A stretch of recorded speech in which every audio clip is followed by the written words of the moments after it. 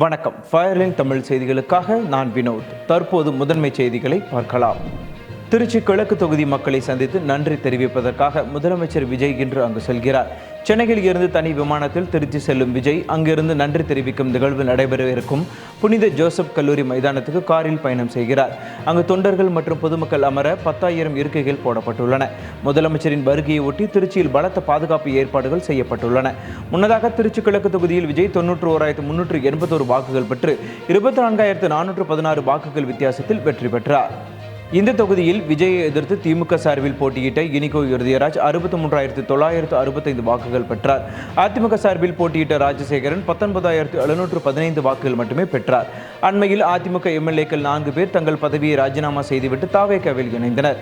அவர்கள் போட்டியிட்டு வென்ற தொகுதிகளுடன் சேர்த்து திருச்சி கிழக்கு தொகுதிக்கும் விரைவில் இடைத்தேர்தல் அறிவிக்கப்படும் என்று எதிர்பார்க்கப்படுகிறது. சென்னை கோயம்பேட்டில் மதுபான கூடத்தில் ஏற்பட்ட தகராறு காரணமாக இளம்பெண் மீது காரை ஏற்றி படுகொலை செய்த வழக்கில் 7 பேர் கைது செய்யப்பட்டுள்ளனர். அந்த பாரில் நள்ளிரவில் மது அருந்திவிட்டு இளைஞர்களும் இளம்பெண்களும் நடனமாடிக் கொண்டிருந்த போது இரு தரப்பினருக்கு இடையே திடீரென வாக்குவாதம் ஏற்பட்டுள்ளது. இது கைகலப்பாக மாறியதை அடுத்து பார் நிர்வாகத்தினர் இருதரப்பையும் வலுக்கட்டாயமாக வெளியேற்றினர். அப்போது இலங்கை அகதிகள் முகாமில் வசித்து வந்த யான்சி என்ற இளம்பெண் பாலகுரு என்பவரின் காரின் கண்ணாடியை கல்வீசி உடைத்துவிட்டு தனது இருசக்கர வாகனத்தில் தப்பிச் சென்றதாக கூறப்படுகிறது.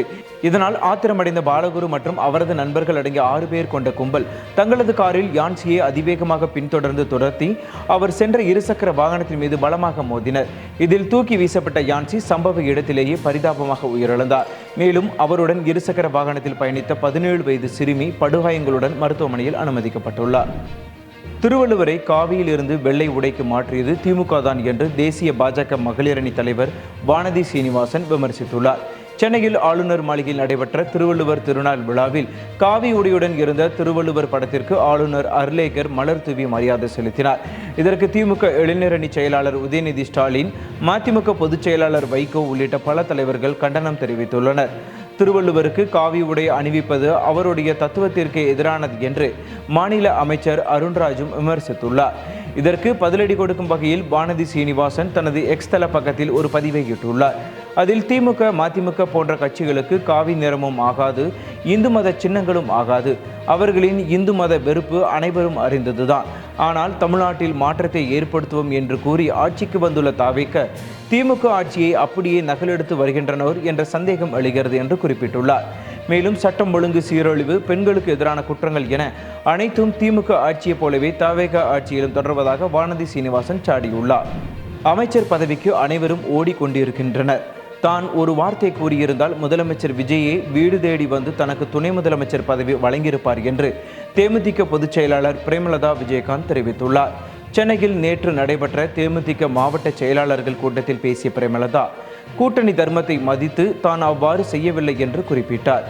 நடந்து முடிந்த தேர்தலில் தேமுதிக மாவட்ட செயலாளர்கள் விரும்பிய கூட்டணியை அமைத்தோம். தேர்தல் ஒரு மாயையை உருவாக்கி ஒரு சுனாமி போல அமைந்தது. தேர்தலில் வெற்றியில் தோல்விகள் சகஜம், மாற்றம் ஒன்றே மாறாதது என்று குறிப்பிட்டார். ஆனால் இன்று தமிழ்நாட்டில் நடக்கும் பல விஷயங்கள் பெண்கள், இளைஞர்களை சிந்திக்க வைத்துள்ளதாக அவர் கூறினார். தமிழ்நாட்டில் நடக்கும் அவலங்களை பட்டியலிட ஒரு நாள் போதாது என்று பிரேமலதா குற்றம் சாட்டினார். வைகாசி விசாகத்தை ஒட்டி நாமக்கல் மாவட்டம் திருச்செங்கோட்டில் உள்ள புகழ்பெற்ற அர்த்தநாரீஸ்வரர் கோவிலில் நடைபெற்ற தேரோட்டத்தின் போது தேர் சக்கரத்தில் சிக்கி ஒரு இளைஞர் உயிரிழந்தார். ஆயிரக்கணக்கான பக்தர்கள் திரண்டு தேரை வடம் பிடித்து இழுத்தனர். தேர் ரதவீதியில் திரும்புகையில் சக்கரத்திற்குள் 2 இளைஞர்கள் சிக்கிக் கொண்டனர். இதில் ஹர்ஷ்வர்தன் என்பவர் உடல் நசுங்கி சம்பவ இடத்திலேயே உயிரிழந்தார். படுகாயமடைந்த மற்றொரு இளைஞர் மீட்கப்பட்டு அருகிலுள்ள மருத்துவமனையில் சேர்க்கப்பட்டுள்ளார். இச்சம்பவம் தொடர்பாக ஆழ்ந்த இரங்கல் தெரிவித்துள்ள முதலமைச்சர் விஜய், உயிரிழந்த இளைஞரின் குடும்பத்திற்கு நிவாரணமாக 5 லட்சம் ரூபாய் வழங்க உத்தரவிட்டுள்ளார். சென்னை கடற்கரை தாம்பரம் செங்கல்பட்டு வழித்தடத்தில் மின்சார ரயில்கள் இயக்கத்தில் புதிய கால அட்டவணை அமலுக்கு வந்துள்ளது. தற்போது இயக்கப்படும் 212 மின்சார ரயில்களின் சேவை அப்படியே தொடரும் என்றும், ஆனால் ரயில்களின் இயக்கும் நேரத்தில் மட்டும் சிறிய மாற்றம் செய்யப்பட்டுள்ளதாகவும் தெற்கு ரயில்வே தெரிவித்துள்ளது. சென்னை தாம்பரம் செங்கல்பட்டு திருமால்பூர் வழித்தடத்தில் புதிய கால அட்டவணைப்படி அலுவலக நாட்களில் 212 மின்சார ரயில்களும், விடுமுறை நாட்களில் 190க்கும் மேற்பட்ட மின்சார ரயில்களும் இயக்கப்படும். இயக்கக காரணம் மற்றும் எழும்பூர் ரயில் நிலைய மறுசீரமைப்பு பணி ஆகியவை காரணமாக இந்த புதிய கால அட்டவணை அமல்படுத்தப்பட்டுள்ளது. மேலும் பயணிகளின் கோரிக்கைகளுக்கு ஏற்ப நெரிசல் மிகுந்த நேரங்களில் இடைவெளி நேரம் குறைக்கப்பட்டுள்ளது. மற்ற நேரங்களில் 15 நிமிட இடைவெளியில் இயக்கும் வகையில் நேரம் மாற்றம் செய்யப்பட்டுள்ளது.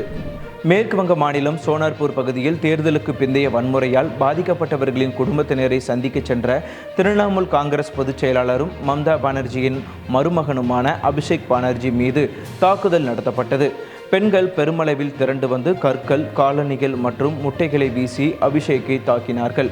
அப்போது அங்கு வந்த போலீசார் அபிஷேக்கிற்கு தலைக்கவசத்தை அணிவித்து அங்கிருந்து பாதுகாப்பாக அழைத்துச் சென்றனர்.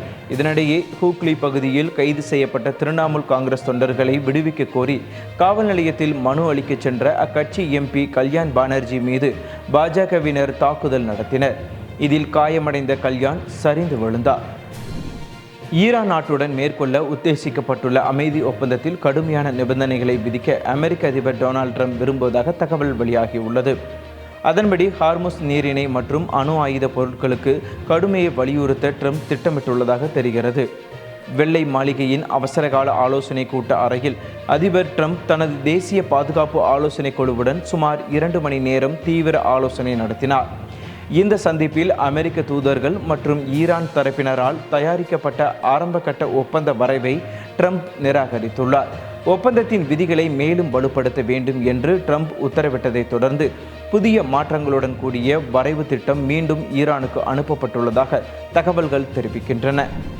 நன்றி, வணக்கம். தொடர்ந்து இணைந்திருங்கள் ஃபயர்லைன் தமிழ் செய்திகளுடன்.